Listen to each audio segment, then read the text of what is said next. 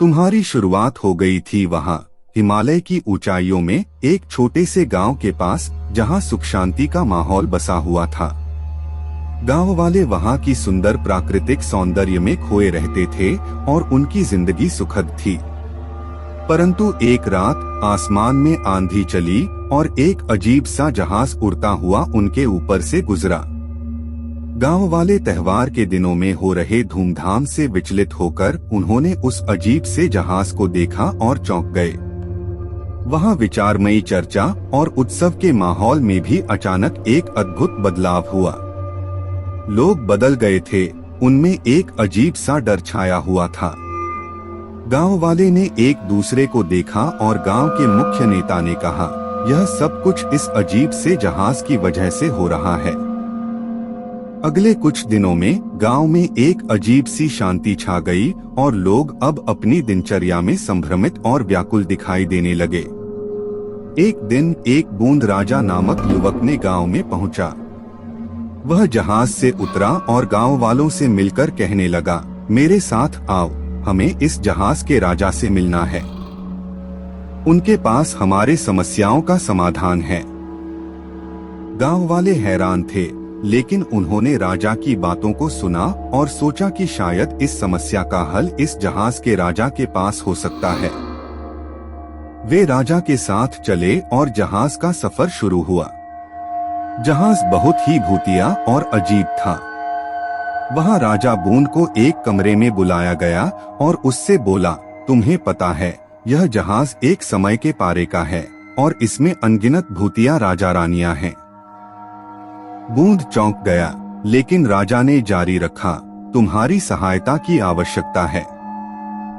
इस जहाज को संतुष्ट करने के लिए तुम्हें इसकी भूतिया सच्चाई को खोजना होगा।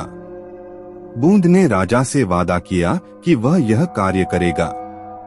वह जहाज की यात्रा शुरू करने के लिए तैयार हुआ और जल्दी ही उसने महसूस किया कि जहाज में एक अजीब सी ऊंचाई का माहौल बना हुआ है, जो उसे डरा दे रहा है। एक रात बूंद अपने कमरे में अकेला था, जब एक अजीब सी आवाज सुनाई दी। उसने देखा कि जहाज के एक कोने में एक हॉन्टेड रानी खड़ी थी, जो चीख रही थी और उसे आकर्षित करने की कोशिश कर रही थी। बूंद डर के मारे थरथरा रहा था, लेकिन उसने अपनी बहादुरी को बनाए रखते हुए रानी से कहा, तुम कौन हो और तुम्हें यहाँ क्यों रुकना है? रानी ने कहा, मैं एक समय की रानी हूँ और मेरा राजा इस जहाज में फंसा हुआ है। हमें इस अजीब से जहाज से मुक्ति प्राप्त करने के लिए तुम्हारी मदद चाहिए।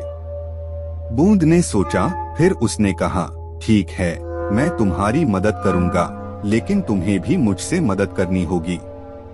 रानी ने मुस्कुराकर स्वीकार किया और दोनों ने मिलकर एक योजना बनाई। वे जहाज के हर कोने में फैली भूतिया आत्माओं से लड़ने का निर्णय लिया। अगले कुछ रातों में बूंद और रानी ने मिलकर जहाज में घूमा।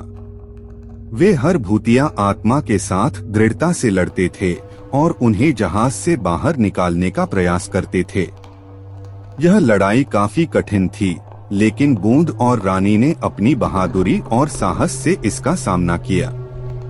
धीरे धीरे जहाज का वातावरण बदलने लगा और भूतिया आत्माएं भागी। रानी का राजा भी मुक्त हो गया और जहाज वापस सामान्य हो गया। राजा ने बूंद को धन्यवाद दिया और रानी ने कहा, तुमने हमारी मदद की, अब हम शांति से अपने समय की दुनिया में वापस जा सकते हैं। बूंद ने अलविदा कहकर जहाज छोड़ा और वापस गांव की ओर बढ़ा। गांव वालों ने उसे हीरो माना और राजा ने उसे अपने साथ अपने राजमहल में बुलाया। बूंद ने वहां अपना समय बिताया और उसकी बहादुरी की कहानी गांव वालों के बीच फैल गई।